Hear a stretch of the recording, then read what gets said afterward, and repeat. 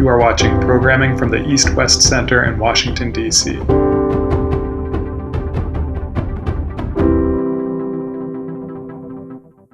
Well, good evening, everyone. Good morning to those of you in the region, and welcome from whatever time or time of day that you're joining us from. We have a terrific program for you this afternoon, Washington, D.C. time, on the Sino-Indian Strategic Rivalry in the United States. This brings together two experts looking at China and India and their relationship. One is, of course, Professor and Dr. Manjeet Pardesi, who has been a visiting fellow at the East-West Center in Washington in previous times. And he is currently senior lecturer in the Political Science and International Relations program and the Asia Research Fellow at the Center for Strategic Studies at Victoria University in Wellington in New Zealand. He has a PhD in political science from Indiana University. He's written dozens and dozens of articles, and he is one of the most, I think, incisive and thoughtful analysts of the India-China relationship. As his discussant today, we're delighted to welcome Professor Xiaoyu Pu, who is an associate professor of political science at the University of Nevada in Reno. He has a very distinguished record as well. He's a public intellectuals program fellow with the National Committee on United States-China Relations. And he also has published a number of books, including Rebranding China, Contested Status Signaling in the Changing Global Order from Stanford University Press. Both Dr. Pardesi and Xiaoyu Pu are real acknowledged experts in this field. We don't get to hear from them as often as we would like, and I was delighted when Manjeet told me about his new article explaining the asymmetry in Sino-Indian Strategic Rivalry that was published by the Australian Journal of International Affairs. And we thought that it would be terrific to have Manjeet come on, discuss that article. And he identified Xiaoyu as one of the possible discussants. And in looking over Xiaoyu's work, we thought this would make a terrific addition to the program. So we welcome you both.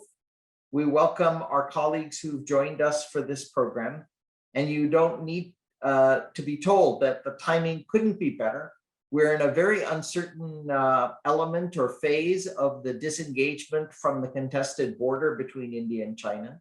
There's the ongoing COVID crisis in India and China's responses to that. There is the kind of re-energizing or upward energizing of the Quad process. So there are a lot of moving parts that shape the India-China relationship in these current times. And so it's both policy relevant and academically rigorous to have our two speakers with us. So welcome. I know Manjeet will begin with a PowerPoint for approximately 40 minutes, and then we'll have Xiaoyu give his comments for approximately 15 minutes, and then we'll open it up for Q&A. Today's program is on the record. It is live streamed via YouTube, and we welcome you all from whatever platform you are joining us. Manjeet, over to you, please.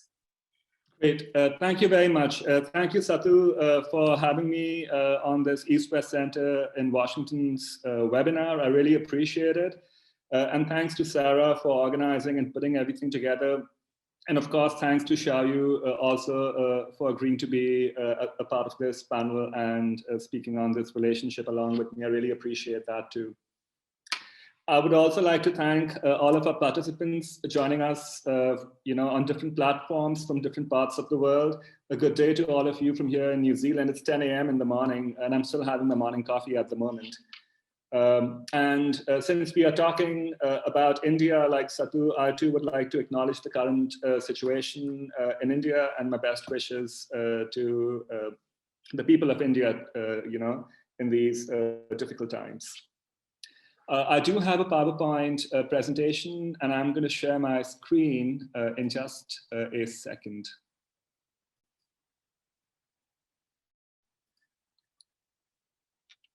All right, so My talk and my paper is on the asymmetric dimension of the Sino-Indian rivalry. My presentation itself has roughly 5 major parts. I will start by talking about the Sino-Indian rivalry and what other scholars have been talking about it. And I will try to situate my own argument in the context of how this rivalry is seen in the literature. Then I will talk a little bit about China's geopolitical goals, especially in Asia. This, of course, is my interpretation of China's geopolitical goals in Asia. And I'll spend a couple of minutes to talk about how I came to form these views of China's geopolitical goals in the region. Then I'll talk a little bit about India and the Chinese worldview, and I'm going to give away my larger point. And my larger point is that India sees China as a lesser rival that can obstruct China's geopolitical goals in Asia. And in particular, I will talk about 3 points in this context. My first point has to do with asymmetry, and I'm going to highlight the cognitive or the perceptual dimension of the asymmetry in the Sino-Indian relationship. And my larger point in this regard simply is that China does not think if India is ego relevant, and I'll explain what I mean by this soon. The second point has to do with what I think China sees about India's behavior in Tibet. For me, I characterize this kind of behavior as imperial when seen from Beijing's point of view, simply because when seen from China, India is interfering in what are China's internal affairs. So that's what I mean by imperial, and of course, specifically related to the issue of Tibet. And the third point about India and the Chinese worldview is about what China thinks of India's hegemonic ambitions in Southern Asia or South Asia and the Indian Ocean region. And by hegemonic, I mean a power that tries to circumscribe other states' policies in that region. So these are the 3 core dimensions of India and the Chinese worldview. Then as the 4th major part of my presentation, I will talk about the implications of my characterization of the Sino-Indian relationship as just discussed. And in this context, I will make 4 points. The first to do with issue linkage. Satu mentioned that this talk is timely in some respects because of the ongoing problems in the China-India relationship. Unfortunately, my conclusion is that the complications are going to linger around for a while. So we need to be careful when it comes to this relationship. I'll talk about the 4 points in detail as my presentation progresses, but I do want to highlight the most salient point in my opinion right up front. I believe that there is a paradox in this rivalry because as the material power gap between China and India has been increasing over the past 20 or 30 years or so, as the asymmetry, if you like, in material power terms has been increasing, so has the intensity of the Sino-Indian rivalry. And I'll talk about this in a couple of seconds as well. And finally, I'll also talk about the American dimension and where America fits in terms of America's interest. I'll talk about that briefly because that was not discussed in my paper itself. But of course, there are implications for the larger regional order in Asia, and I'm happy to talk about it in the Q&A as well. There are 2 major dimensions in my mind when it comes to the Sino-Indian rivalry. The first component is what I refer to as the positional rivalry, their geopolitical contestation, if you like, in overlapping parts of Asia. So this map is from Garver's book from about 20 years ago, but this map was based on the maps provided by the governments of China and India in the 1940s and 1950s. And as you can see, the gray area is what China believes is China's perceived sphere of influence. And the area with the diagonal lines is what India believes to be India's sphere of perceived influence. And these 2 perceived spheres of influence actually overlap. And they overlap in particular in Tibet, in the Himalayan states, in parts of Southeast Asia, but also in parts of the Indian Ocean and the South China Seas. So I'll talk about what this larger geopolitical contestation means for the China-India relationship and where it fits in, along with the other big dimension of the China-India rivalry, which of course is their major territorial dispute. Now, most of you are, I'm sure, familiar with the basic territorial issues in this relationship. I just wish to make one or two points right now in the context of the rivalry dimension. And my point here is, for all practical purposes, the China-India border is essentially the border between Tibet and India. And of course, this has implications for the Tibetan dimension that I mentioned earlier.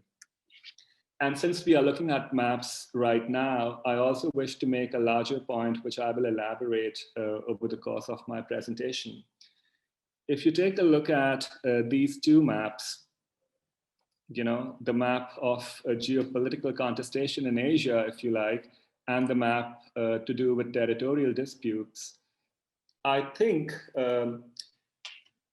the two components in an analytical sense, the positional dimension and the territorial dimension, can be seen analytically separate, but in a political sense, they are intertwined. Because I believe that if the Sino-Indian territorial dispute gets resolved, say hypothetically, because I don't see the chances of that happening anytime soon in practice, but in theory, if that dispute were to be resolved, then the geopolitical dimension will become more salient, because then India, for example, wouldn't have to spend resources guarding its Himalayan frontier, and India would be able to expend more resources in terms of power projection using naval platforms in Asia at large. So in that sense, Tibet, the border dispute, and the positional rivalry are all intertwined. And I'll have more to say about this. So the first major part of my presentation itself is about situating the Sino-Indian rivalry in the extant literature. About 20 years ago, Susan Shirk had argued that this is a one-sided rivalry because while India thinks of China as a rival, China does not think of India as a rival. And I don't want to go into the finer points of this argument, but there are a bunch of other scholars over the course of the past 20 years or so who have emphasized that this is in fact an asymmetric rivalry rather than a one-sided rivalry. And the asymmetry has a couple of components which have been highlighted in the literature. Some scholars have highlighted the material power gap between China and India. You know, it's become a cliche now to say that the Chinese economy is 5 times larger than the Indian economy, and the Chinese defense budget is 4 times larger than the Indian defense budget, and so on. So the material power dimension is often emphasized in talking about this asymmetry. Other scholars talk about threat perceptions because as far as China is concerned, the United States and Japan have more material power capabilities, again, to cause more harm to China than India does because of India's lower material power capabilities. So I think of threat perceptions and material power capabilities together in that sense. And then, of course, Professor Pu has spoken about the asymmetric status in the Sino-Indian rivalry. And I will let him speak about that. But my point is that there are 3 important dimensions that scholars have highlighted. But then there are other historians of China, like Ani Westad, some years ago, who in fact even went on to say that in spite of all these asymmetries that other scholars have been talking about, India has the potential to become China's biggest foreign policy challenge in the future. So I was a little unclear in my head as to how to reconcile all of these various dimensions together. For me, it became important to look at the Sino-Indian rivalry from a historical point of view, you know, from the 1940s, 1950s onwards, to really understand what was going on. And my larger point is exactly this, that the literature on asymmetry has overlooked one important component, the cognitive or the perceptual component in this asymmetry. And here I wish to argue that, you know, when states have more than one rival, they rank order them. And China has more than one rival, but China does not rank order India as a priority. For China, the most important rival, of course, is the United States, followed by Japan, in my opinion, and then India. Whereas for India, China is the most significant rival. So there's an asymmetry in terms of rank ordering.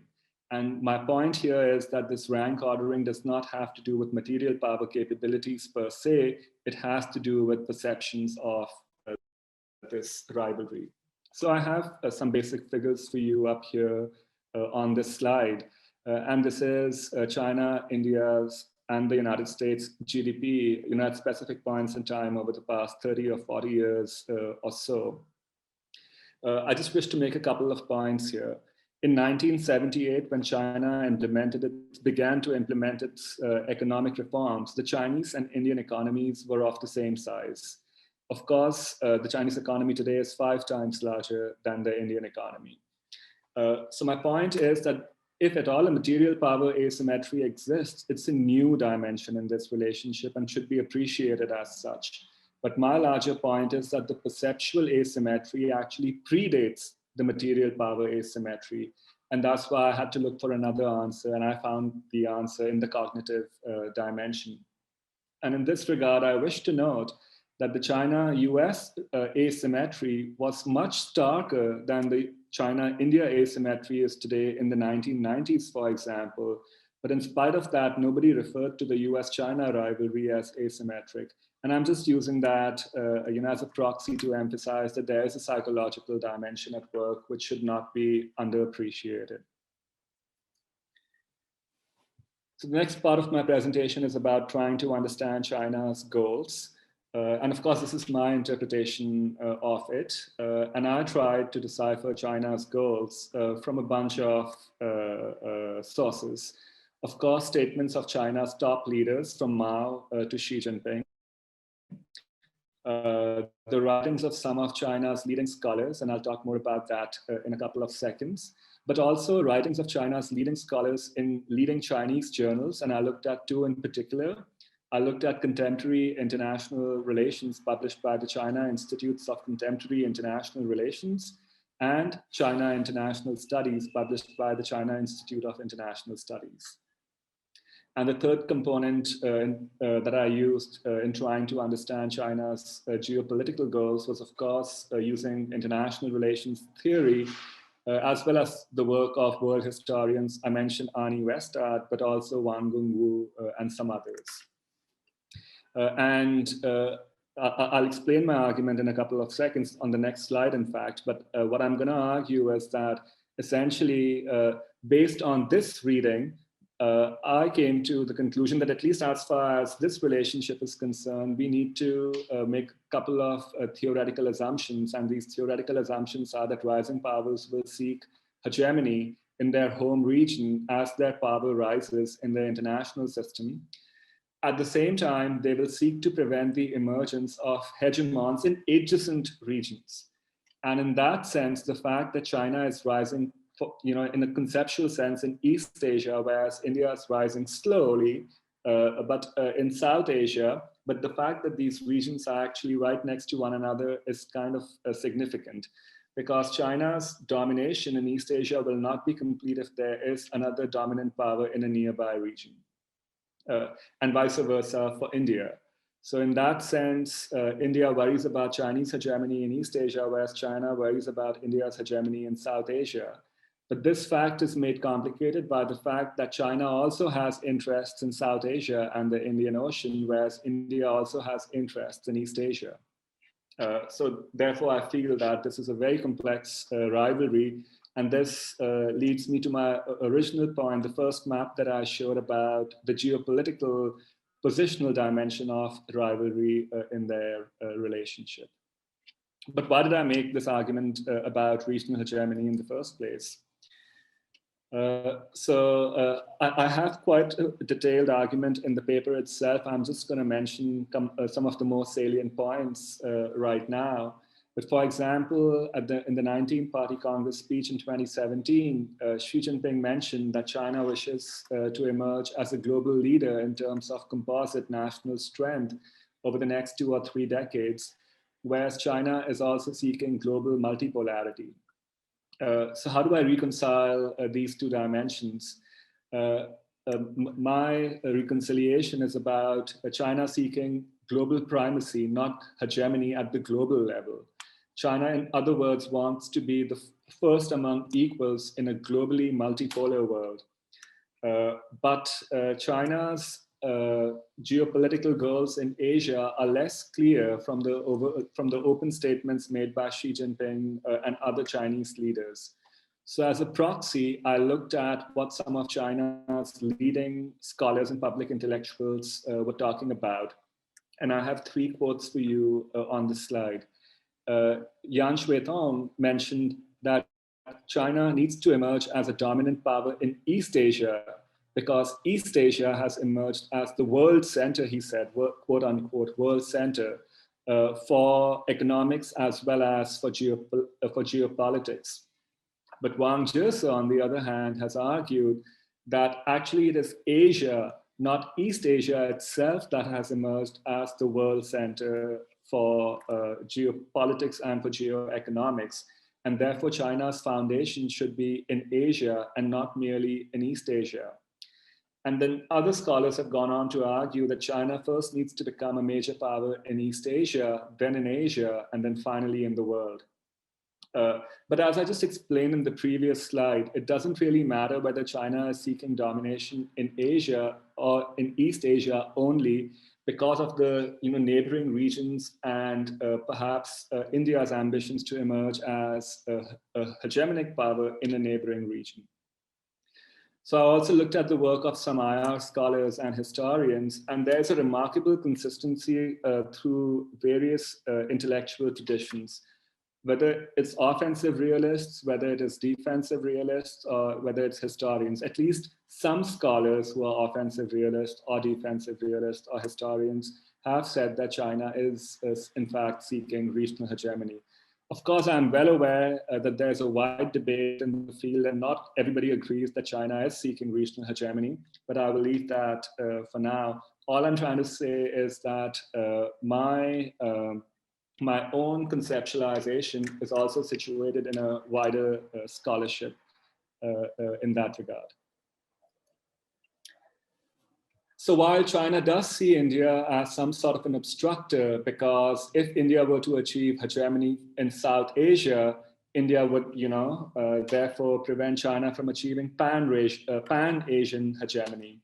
In fact, a hegemonic India in South Asia may even undermine Chinese hegemony in East Asia, at least in theory. So in that sense, they are locked in as structural rivals in a very fundamental sense.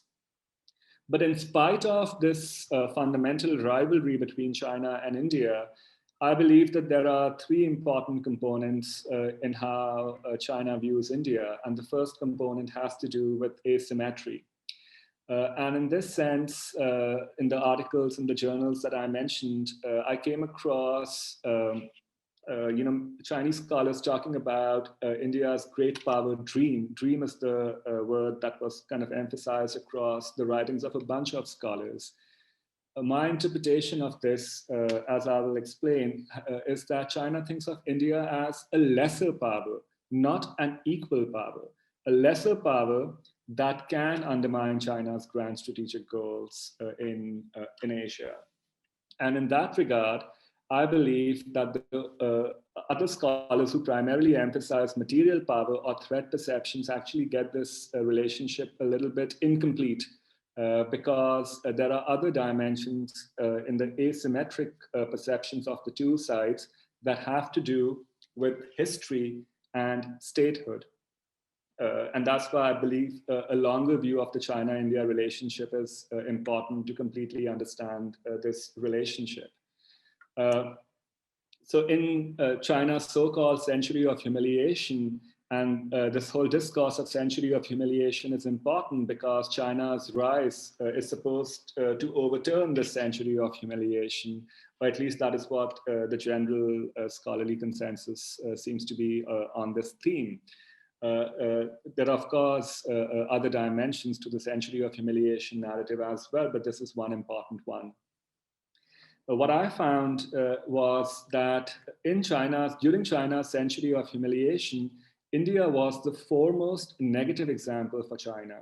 China wanted to be rich and powerful like the United States, the Western powers, and Japan. And in fact, China wanted to avoid the fate of one country in particular, and that was India, because this country had been lost to colonialism. And China wanted to avoid a colonial fate for itself. And I also wish to note in this regard that while China was, of course, battered, by the Western powers and Japan during the so-called century of humiliation, but a Chinese regime recognized by the great powers existed throughout this period, from roughly the 1840s to the 1940s. So in that sense, even though China had been battered, China had not been formally colonized, but India had been formally colonized. So India had negative lessons to teach China, lessons that had to be avoided. And the other point I wish to make is that modern China also encountered modern India as an agent of British imperialism. So let me give you a couple of examples just to illustrate the point. We all know that the century of humiliation has to do, among other things, with the opium trade. But of course, we know that the British grew this opium in India, which was then, of course, sold in China. The second point I wish to make is that in all Anglo-Chinese encounters during the century of humiliation from 1808 onwards, when the British sent an expeditionary mission to Macau, all the way to the Second World War, all British military encounters with China also involved Indian troops of the British Raj in India. In the First Opium War, for example, 10,000, half the soldiers that the British had used were from India. And likewise, Indian troops were used in the Second Opium War. In the Boxer Rebellion, the Indian contingent from British India was the second largest after the Japanese contingent in putting down the rebellion in China itself. So in other words, not only was India a negative example that had to be avoided, whose historical lessons had to be avoided, but also India had been an agent of British imperialism in China itself. So much so that by the 1930s, the Indians were the fourth largest foreign group in China, behind the British, the Russians, and the Japanese. But there were more Indians in China at that point in time than Americans. And of course, they were all involved with the army or police in the treaty ports of China from Hong Kong to Shanghai, or in other security-related jobs.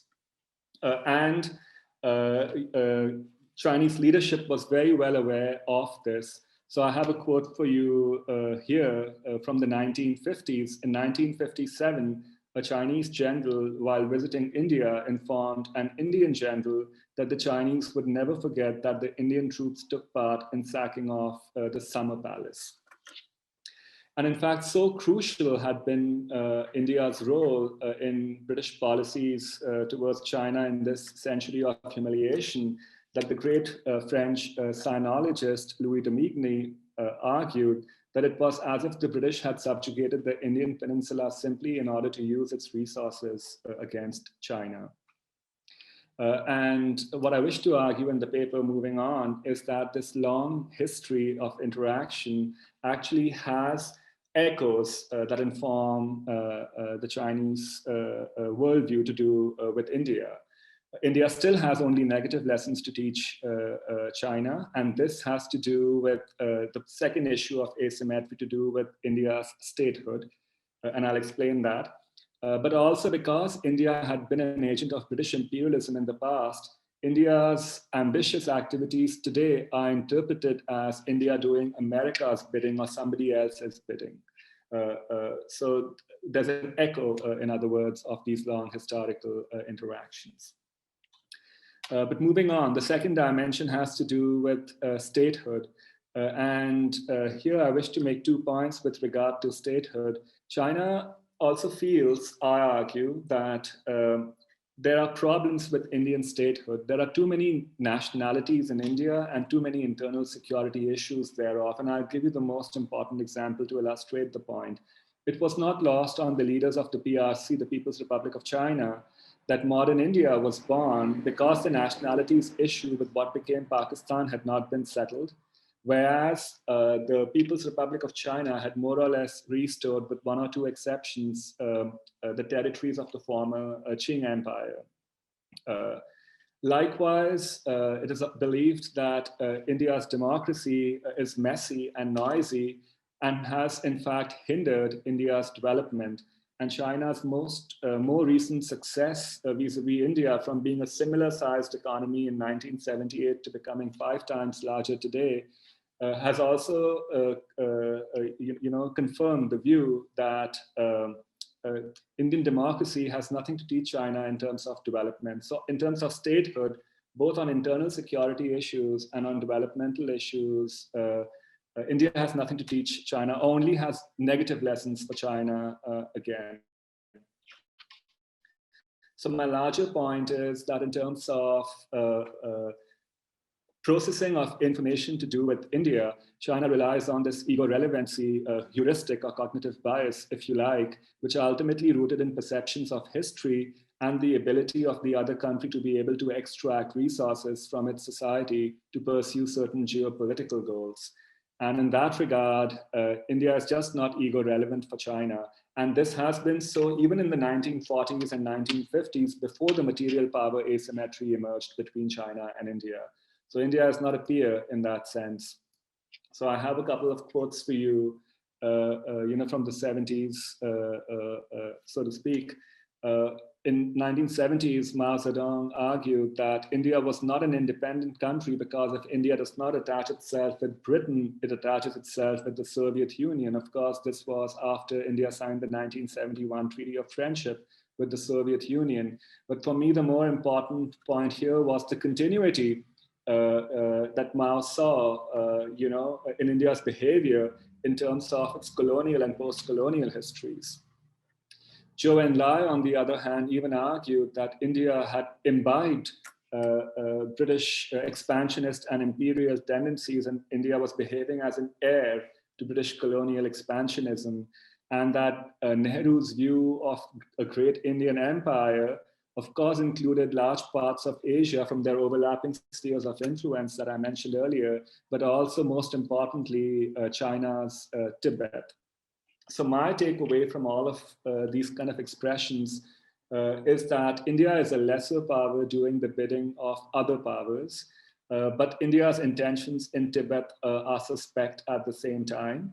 And of course, while India is a lesser power, India is an ambitious power. So India should not be dismissed in that sense.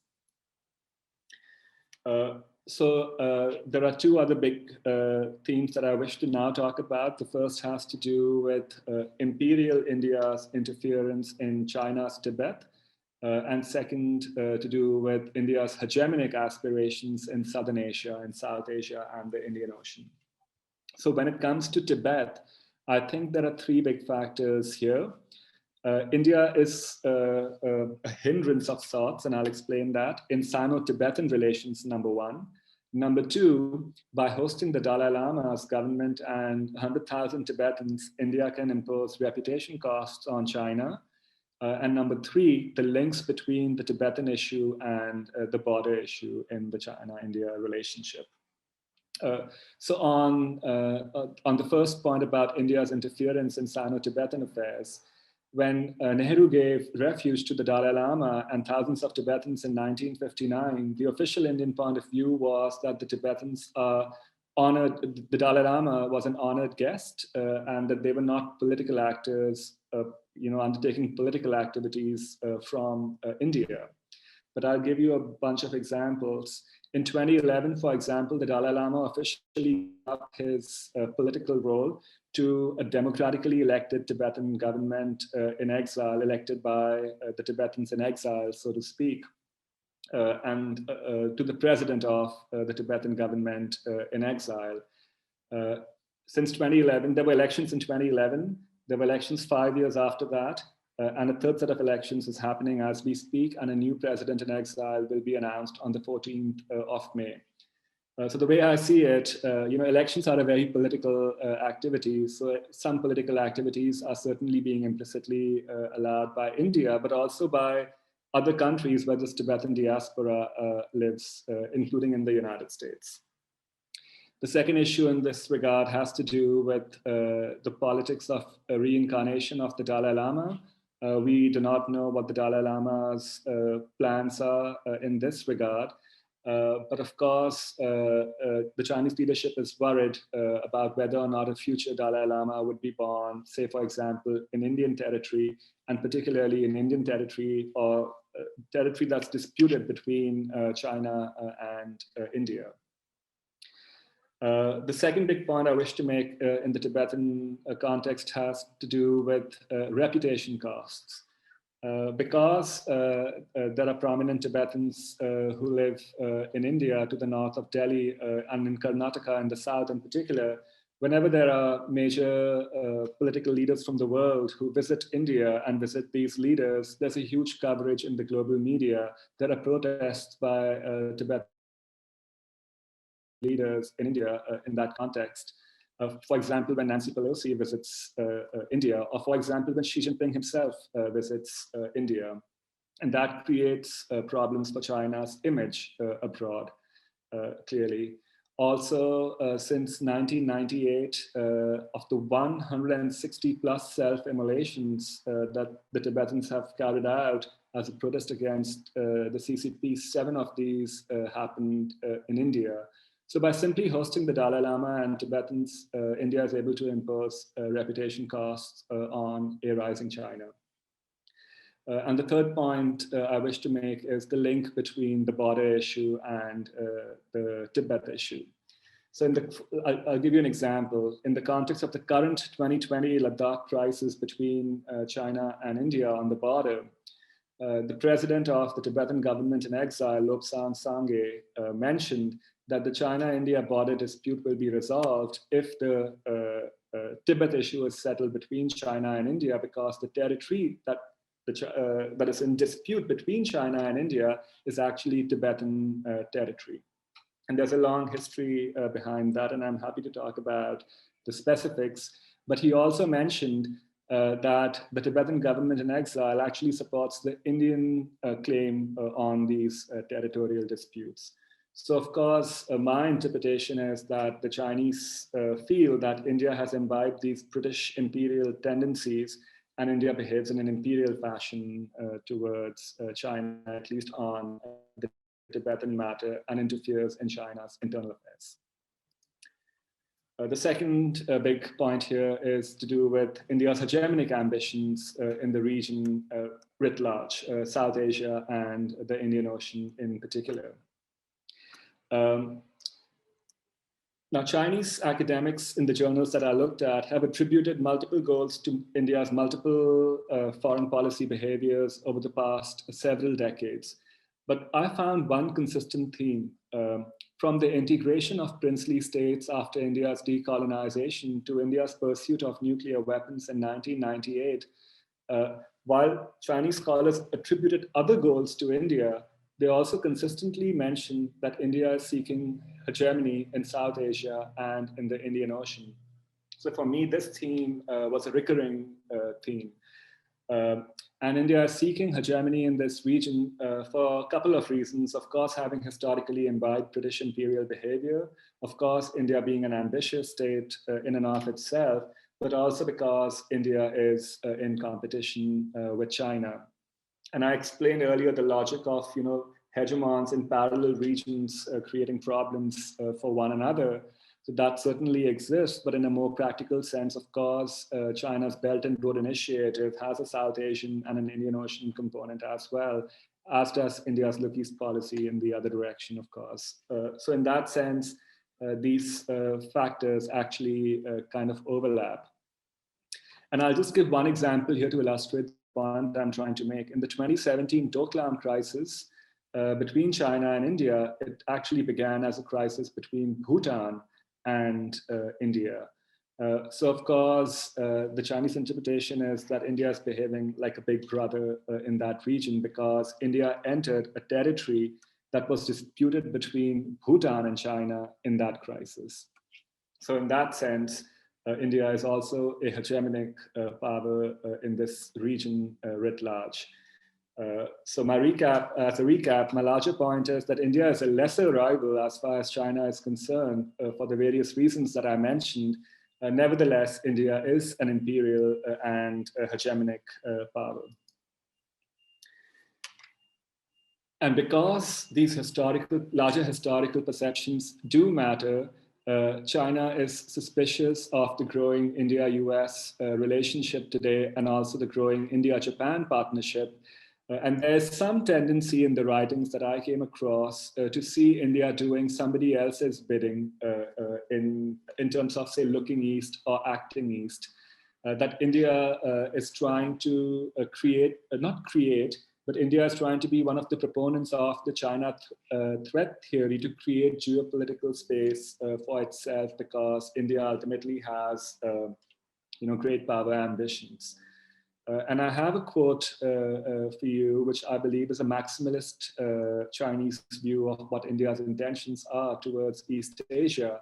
But I think it's reasonable for me to argue that China and India's interests are at odds with one another in both East Asia and South Asia to different degrees in the context of the logic that I explained earlier. And therefore, even though India is a lesser power, it has latent power and it has ambitions. And therefore, China needs to be worried about that. Very interestingly, I believe that there is a fundamental disconnect in the way the two sides think of one another. Whereas China thinks of India as a lesser power, India actually has a belief of itself as being a power that is at a par with China itself. So I have a couple of quotes for you again from more recent history, but I'm happy to talk about the deeper history as well if there are any questions later on. But India's recent foreign secretary and the current foreign minister have both informed their Chinese counterparts, but also the media at large, that they think of both China and India as aspirational countries having a dream, if you like, a Chinese dream or an Indian dream. And in fact, Foreign Minister Jaishankar even mentioned that China and India are co-rising powers. But like I've tried to argue in my current paper, that China, on the other hand, thinks of India as a lesser power. So for me, the fundamental asymmetry is not that of material power capabilities and some of the other dimensions. While I'm not dismissing any of those other factors like material power asymmetry do matter. All I'm trying to argue is that we have missed a fundamental asymmetry in this relationship, and that is India's belief of being a co-equal of China, whereas China thinks of India as a lesser power. So what are the implications of my argument for the China-India relationship? And there are 4 or 5 major implications. The first one has to do with the fact that the positional rivalry and the territorial rivalry are intertwined, as per the logic that I explained at the start of my talk when I looked at the maps. Because if the territorial issue is resolved, the positional dimension will become more salient. And we know that China is trying to become an Indian Ocean power, whereas India is also trying to create a navy with some power projection capabilities, if you like. So there's an issue linkage in a political sense between these two analytically different components of their rivalry. What's more complex is that the territorial rivalry, as I mentioned earlier, is also linked with the status of Tibet. So in other words, the 2 core components of the Sino-Indian rivalry, the positional dimension and the territorial dimension, are in fact in a complex way intertwined with the Tibetan issue. So my pessimistic conclusion is that there's no resolution likely in the short run, in the near term. My second point is that because China tends to think of India from the US lens or the Soviet lens in the past or the British lens in the years before that, this is actually a complex rivalry. This is not just a dyadic rivalry. So in that sense, India's relationships with the United States and Japan will matter, just like China's relationship with Pakistan and other South Asian players will matter in the Sino-Indian rivalry. I mentioned the Bhutan example a while ago, and the Bhutan example makes it seem like the military undertones of the Sino-Indian rivalry for regional influence are in fact spilling over beyond the purely bilateral domain, which for me is a slight escalation of a different sort in a political sense, if you think about it. So that's another new development that is worrisome in my opinion. My fourth point is, as we saw, at the start of the presentation, that the Chinese and the Indian economies were of the same size in '78, but China is 5 times larger than India today. So the asymmetry in material power has grown.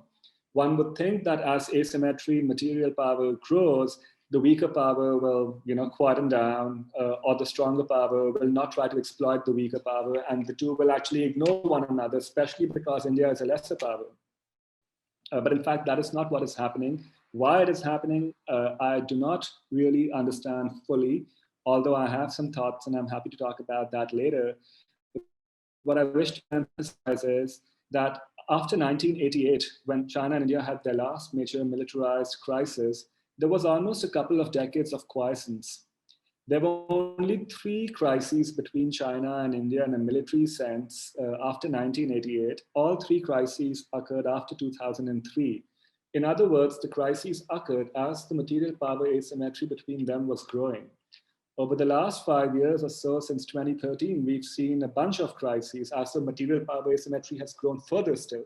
So for me, what is happening is as power asymmetry is growing, as opposed to the rivalry disappearing, the rivalry is intensifying. So why is that happening? I think this question needs further research and further thought. And my fifth point is to do with the fact that can this asymmetry ever be redressed?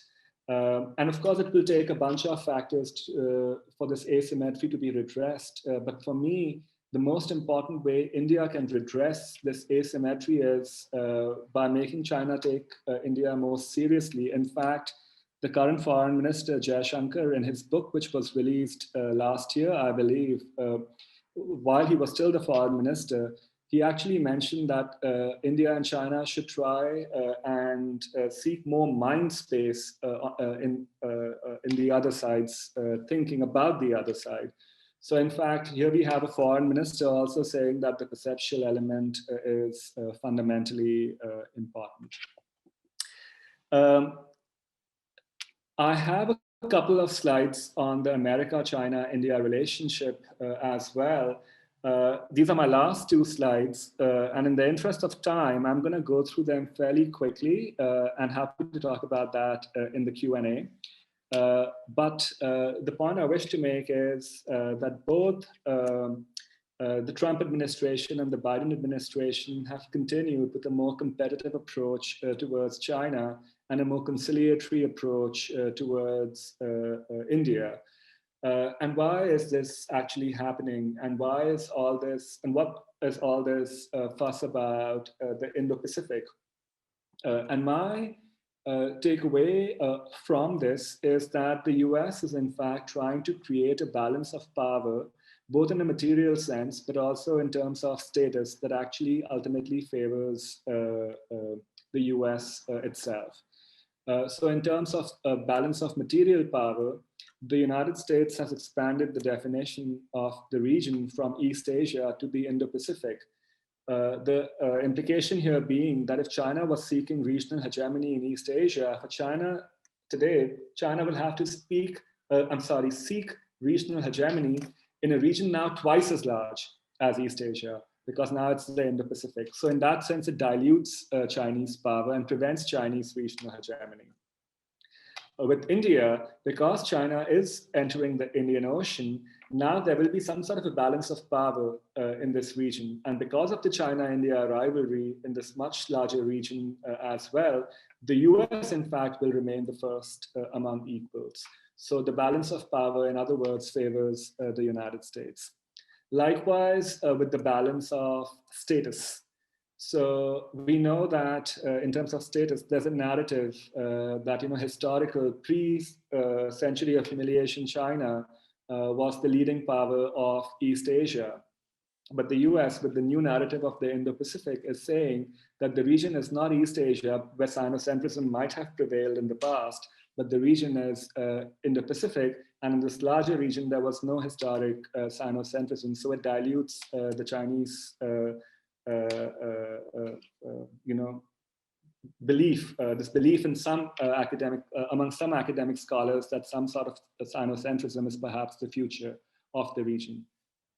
At the same time, when it comes to India, the US, in fact, while accommodating and being conciliatory, like I mentioned, towards a rising India, is in fact telling a rising India that the US has 6 or 7 geographic military commands in the world, and India is rising in just one of these many regions.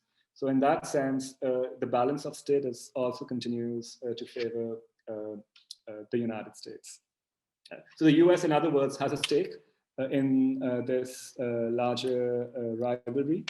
And I think I will end my presentation on this point, and very happy to talk to you about questions and other points. Thank you. Well, thank you. Thank you very much indeed, Manjeet. As always, you've offered such a thought-provoking and fascinating look at the Sino-Indian rivalry.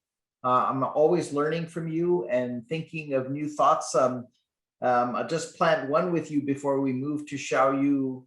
I have many questions, and I'm sure our colleagues joining this program will as well. But this fascinating view of India doing the bidding of others under colonialism can be sort of juxtaposed with what is seen by the rest of the world, even sometimes in the United States, by an India which is very protective, if you will, of its autonomy.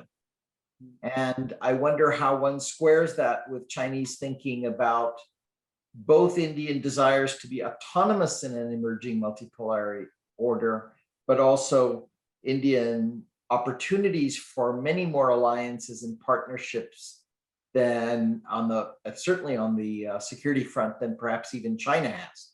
So maybe we can discuss that amongst many other issues. But we now turn with great pleasure to Xiaoyu Pu from University of Reno. And thank you so much for joining us. And I welcome your comments now, please. Okay. Thank you for this invitation. I really like Manjeet's presentation and also his paper.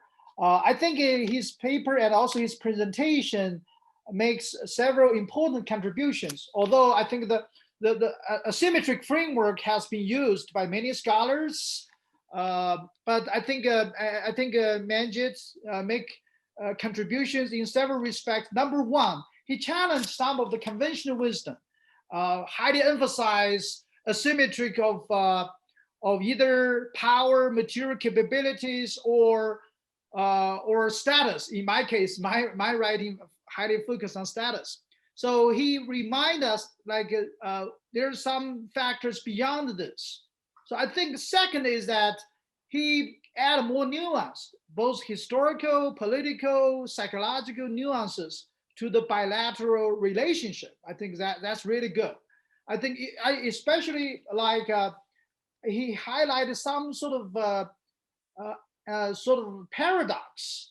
On the one hand, China view India as a sort of lesser power, weaker power.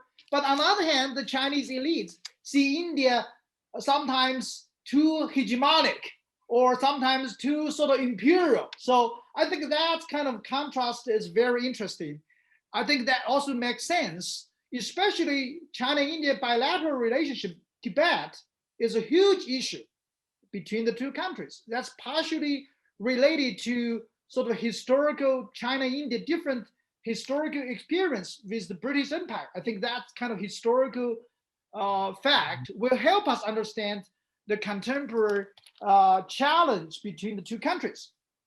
So, okay, in the following, I would offer some other comments. So since my research primarily focused on status in international relations, also status, how that impact Sino-Indian relations. So I would offer some comments maybe slightly different from Manjeet. I think maybe my comments a little bit more, I would say, slightly more optimistic. Maybe we cannot too optimistic nowadays. So maybe less pessimistic. Let's put it that way. So number one, status shape international politics, but the status fundamentally it's social and culture. It's not only about material capabilities. That gives either people or nation states more flexibility. People or countries could get all kinds of status because a status is not just about material power. So in this sense, even status could be competitive. It's not always a zero-sum game. Second point is that even though rising powers, they all want to have maybe more power, more status to some degree, but they don't always want to maximize their status because status is also costly. Higher status, higher responsibility. Higher status, higher risk, right?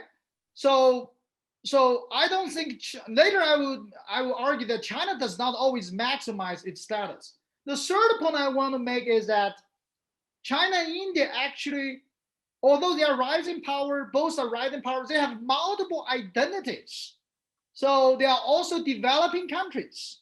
So sometimes in history and in reality, leaders from these two countries, they also occasionally send some sort of like a solidarity signal to each other. So even from status perspective, I argue that, I mean, the relationship could be very competitive, but it's not necessarily always a zero-sum game. Let me talk a little bit more about the implications for China-India relations. So number one, how about China's strategic goals? On the one hand, I respect Manjeet's interpretation. I think he really provided pretty sort of comprehensive analysis of China's strategic goal, regionally and globally. But I respectively disagree with his conclusion in the sense that he argued, in conclusion, China wants to maximize status, wants to seek regional hegemony. My own observation is that China's strategic goal is much more contested, both domestically and internationally. Even we interpret Xi Jinping's all kinds of speeches. Xi Jinping is sending all kinds of confusing, contradictory signals. Of course, in 19th Party's Congress, to talk about China want to be a global leader in science, technology, all kinds of issues. He also emphasized China is still a developing country. China does not want to seek hegemony. And within China, there are all kinds of debate. What kind of strategic goal China should seek? So my own observation is that I don't doubt Chinese elites, maybe to some degree, Chinese public. They want China to be a more powerful nation, maybe more influential nation regionally, globally. But I'm not sure China has a definite goal to be a regional hegemony or even a global dominant power. Because number one, whether that's its feasible goal, right? Even, I mean, put it another way, even Xi Jinping's Chinese dream means make China great again. There is still a question. How great is achievable? How great is feasible? Right? So historically, China was a hegemonic power only in East Asia, never in, as Manjeet and others also said, never in the Indo-Pacific region. And in history, when China was a hegemonic power, the United States probably even did not exist 500 years ago or 100,000 years ago. But now the United States is a leading power in the region. The United States will not withdraw from the region. So, and the Japan, India, so all these powerful regional countries near China's borders. So I think even, so the Chinese leaders, they need to think about it. Even regional hegemony is achievable goal. Is that a dream possible, right? So again, I think China, I would assume China's sort of strategic goals are much more contested rather than, okay, this is a done deal. But again, I agree, China want to increase its power to some degree. Second, as I lay out previously, because of the cost, because of the risk, because of the higher responsibilities, China sometimes might not want to be maximize its status. The third point I want to make is that China's relationship with India, although I think Manjeet mentioned in history, Chinese leaders mentioned, okay, Chinese elites treat India as a sort of rival or some sort of lesser power, weaker power. But on the other hand, if you read historical documents in early 1950s, Chinese leaders also highlight all these kind of solidarity, right? Both countries, former colonized or semi-colonized by the Western power, now they emerged on the global stage. There's some sort of like continuing narrative about both countries as developing countries. They share some similarities regarding a variety of climate change, global trade, some issues. They have some sort of similar positions. I think that kind of narratives are still there. Even the co-rising narrative, I think even contemporary Chinese leaders, Xi Jinping, Li Keqiang, sometimes they also mention this kind of notion, both China, India are rising power in Asia. So I think that kind of solidarity signal are still there. So lastly, I want to briefly mention the US, China, India, US triangle relationship. So I think to some degree, China see their major security concerns, most major security concerns related to the United States, right? Taiwan, South China Sea, others. So China does not see India as a major threat, but India, because all the historical reasons, maybe the power gap reason, India see China as a major threat. Now, in China, there's a debate. The United States sort of upgrade relationship with India as a counterbalance vis-a-vis China. In China, there's a debate whether China, US, India relationship, the trajectory is a done deal. I mean, no matter what China is doing, US, India will strengthen their strategic cooperation. There's another view is that it's not a done deal. It's also partially depends how China deal with relationship with India. So China should still sort of try to improve, at least repair the damaged relationship with India. So I think there's a debate in China whether it's a done deal or there is still some sort of room for maneuvering. So in the end, I want to emphasize is that the relationship will be very competitive. There will be many problems. The border dispute will not be resolved anytime soon. But on the other hand, I don't worry too much about like the direct military confrontations. I think both sides still have enough wisdom to manage the competitions, the relationship prudently. So the key is not like really to solve the problem immediately, but how to manage the tensions, avoid the catastrophe. And also I really worry is some kind of a securitization of the relationship, even though maybe there is still less chance China, India will get into direct military confrontation, but given the border dispute, that will shape the bilateral relationship in trade, in people-to-people ties, social connections. So I think that's why even the relationship is very competitive. Both sides need to manage the relationship very prudently. So let me stop there. Thank you.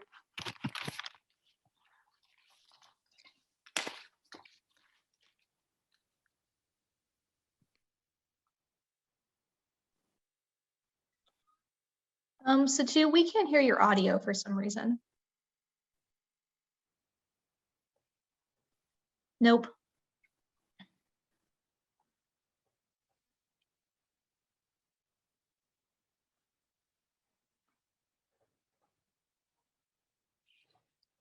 Perhaps I can use this time to I guess I'll wait for Satu to log back in because he asked me the first question, but maybe I can speak to some of the points that Xiaoyu raised. Yes, please. No, thank you for that, and thank you for being less pessimistic than I am. But I just wanted to clarify my pessimism. My pessimism is not that there's going to be a military confrontation. On that, I agree with you. My pessimism is that this is a fundamentally problematic relationship. So that's my pessimism. I'm not saying that there's going to be a military confrontation tomorrow. That was not what I had implied or was implying at all. But Satu is back. No, that's okay. Can you hear me now? Yes. Okay. I've been having some problems today. There was a little storm earlier here in the DC area, so sorry about that, folks. No, we now have about 21 minutes before we have to close. So I really do want to give an opportunity for our participants. I've lost the questions because of rebooting back on, it appears. So let me try to find them again. Or Sarah, if you could flag them in some way, that would be terrific, or just read them out, because I know there were several questions. There were almost 7 questions in the chat session, but because I had to log out and log back in, they don't appear to be in my chat now. So do you have them, Sarah, and can read them? Yes, certainly. So I will start at the top from a question from Manu Anwar, and his question is, how much does the 1962 China-Indian War contribute to shaping up China's view of India as an asymmetric power? Do you think a different outcome of that war would have changed China's threat perception vis-a-vis India? Yeah, please, why don't you start, Manjeet? Let's just go through them, because as I said, I can't see them. So Sarah will go through each one, because we do want to give our opportunity for our guests to ask questions and have them answered by your expertise, both of your expertise, please. So shall I start? Yeah, please. Shall I actually start with the question that you had raised, Satu, after my presentation Sure. about autonomy versus doing the bidding of others? And here, I wish to emphasize that the British Indian Army played no role in India's freedom movement. India's freedom movement was Gandhi-Nehru-led, a civilian movement. So in fact, the army had to wait until after independence to prove its nationalist credentials. So the army was not an army of India, it was an army of Britain. And Nehru was very aware of that, and that's when Nehru had a disdain for military and all of that, which is very well known in the literature. So I guess what I'm trying to say is, for India, it was a discomfort that Indian troops, by India I mean Nehru and Gandhi, it was a discomfort that Indian troops had done the bidding of the British. And that's why India had this is my interpretation of non-alignment, that India could not get into binding alignments with anybody, otherwise India's resources would automatically be used against those other guys. So that's how I square the circle. And similarly, all right, and the 1962 war, and how did that impact perceptions, and if the outcome had been different? Counterfactuals are very tough, very tough to answer. But I mean, I will say this, and I would like to hear from Xiaoyu as well, but my reading is that in India, this was a defining moment for Indian foreign policy in many ways. For example, there are statements from Nehru saying that non-alignment no longer has any meaning because China broke that trust. India felt, in India's words, for whatever reasons, India might have felt betrayed. And we know that, in fact, during the 62 war itself, a budding alignment with the United States emerged as far as India was concerned from 1962 until 1965. This was India's first quote unquote alignment in the Cold War, and it was with the United States. But of course, Cold War history, India-Pakistan complications, by 65, this relationship was over. But and then India went with the Soviet Union in 1971. So it changed India's fundamental policy orientation. The non-alignment rhetoric continued, but India had many alignments, first with the US and then with the Soviet Union.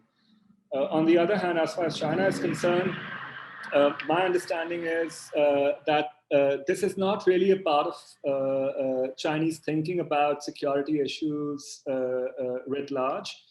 And so it's a legitimate question how things might have happened, how things might have unfolded if the war had a different outcome. And I feel in that sense, the fact that China's control over Tibet after the 60s, after the mid-1960s, and certainly by the early 1970s was no longer in question, completely changed Chinese attitudes towards India. Because if that had continued, if Tibet had remained restive, quote unquote, and if the Dalai Lama's government had and still remains in India, this would have led to a completely different dynamic in the relationship. So I can see that point of view, but I mean, of course, counterfactuals are very difficult to argue otherwise. Sure. Xiaoyu, do you want to come in on either of these questions? Because otherwise I'd like Sarah to move to the next question in the queue, please. Just a very quick add. I think definitely the 1960 war contributed, hugely to this like asymmetric gap. But I would highlight it's not primarily about capabilities, military. It's primarily about, as I agree with Manjeet, is perception. In a sense, the 1960 war fundamentally shaped contemporary India's nationalism, narrative, even military planning. But in China, 1960 war has been rarely mentioned in like mass media, in people's memory. So that to some degree, we see regarding this particular issue, India is super sensitive about the border issues, the 1962 war, but China, the Chinese policymaker, even intellectual elites, largely do not pay so much attention. So I think I think primarily fundamentally is a sort of perceptional or cognitive. Yeah, though I would note that both for India and China after the early 1960s, maybe late 1960s for China, they both sort of retreated from a major Asian role. Certainly after 62 and Nehru's death in spring of 64, India quite a bit retreated from any major Asian role. It wasn't contesting China, it wasn't challenging China. It was really had come home, as it were, focused on domestic issues. And China, certainly by the late 60s and the Cultural Revolution and what have you, had really turned inwards as well, not to emerge until really in any fundamental way, till some people say maybe after 75 in the Vietnam War, but really I would say even more later than that, mid 80s, early 90s, as becoming something of a player in the region. So anyway, we can contest that. Sarah, what's the next question? I apologize to all participants that I can't see them. So Sarah, if you could move along to the next question, we'll try to get as many in before our experts have to sign off. Certainly. So the next question comes from Mr. Douglas Gray, and it's, as the global distribution of power shifts, there is a steadily increasing fluidity in the balancing bandwagoning activities that we are seeing in the region in particular. This change is both a reaction to and an opportunity for China, but to what degree do you see India likewise benefiting from this distribution of power shift? Manjeet, I think that's sort of an India-directed question. Yeah. Well, I think in part India feels that, of course, Indian elite will completely agree that power is, shifting to the east, but I think they also feel that it's primarily shifting to the east because of the rise of China. They do feel that they have some role to play in this shift as well, but I think they want to partake in this emerging architecture as a result of the rise of China to create space for themselves as India rises, if India rises, continues to rise in the next couple of decades, because India's goal is, if official statements are to be believed, India's goal is to create a multipolar Asia. analytically, I spoke about hegemony, obviously. So my reading is that India is going to, become a part of this changing distribution of power to create space for itself to grow, to prevent any hegemony of anybody in Asia. Whether India can do that or not successfully is a separate question. But I think that is the quest for India. Next question. So this one comes from our president of the East-West Center, Dr. Richard Volsteck. What is China's view of overseas India diasporas in Southeast Asia? Are they a challenge to China's interests in the region in any way? Xiaoyu, you want to start on this one? So I don't see that's any sort of significant threat from China's perspective. So, I mean, of course, Indian diaspora in different societies are very active, very sort of powerful in business, academic, politics. But I don't think in Southeast Asia, it's a particular issue for China. So, anything on this, Manjeet? Otherwise, we'll move to the next one. No, I mean, in fact, I just want to add that, in fact, the Indian diaspora, and I lived in Singapore for 10 years, so I feel I'm a part of that region. It's a part of my identity in some ways. But in fact, I feel that the Indian diaspora in Southeast Asia feels, perhaps rightly so, along with their, countrymen in the countries that they live in, that India's role has been a little bit of a letdown. They would have liked to see India do more, but apparently India is not doing more. So I completely agree with Xiaoyu in that sense. I don't think it's an issue. If anything, the issue is that the diaspora feels India is not active enough. Next question. This comes from Mr. Andrew Wilford. China often views the resolution of territorial disputes as a result of an improved political relationship, whereas India asserts that a workable solution to the border dispute is a precondition for improved political relations. This seems to be an intractable position that will likely see seasonal border clashes increasing in frequency. Is it possible that the border issue actually provides China with significant leverage over India? It prevents further investment in naval capabilities and stifles India's capacity to become a rival of the first rank. Or is the border issue in fact a useful mechanism for Modi to whip up nationalist sentiment to detract from domestic policy failings? That's a big one. Yeah, and there are multiple layers to that question. If I can take a crack at it. Yeah, why don't you take a crack at least trying to answer bits of it, because I do want to get a couple of other interesting questions have come into the chat part that I can now see. So let's try to do that. Sure. I also feel that we should not overlook the Tibetan dimension in the border dispute. So it's not just about the positional geopolitical rivalry. So China's sensitivities also have to do with what it means for Tibet's status before the PLA went in to Tibet in 1950-51. So that is a big part of how China approaches the border dispute. Yeah. Xiaoyu. Very briefly, I think the first statement is a very insightful one, in a sense that China assume improved relationship will help solve the border dispute, and Indian diplomats typically assume solving the border dispute can improve relations. So that's really difficult for both sides. But I agree with Manjeet. It's not entirely just about geopolitics. It's really also about domestic politics. Different countries, both sides, their own sense of security. So for China, Tibet is a very sensitive sort of core national interest, sort of very sensitive security issues that's related to border issues. So I think that's contribute to the problem. It's not just about the geopolitical calculation. Yeah, no, I remember one formulation that I heard once by Indian and Chinese officials.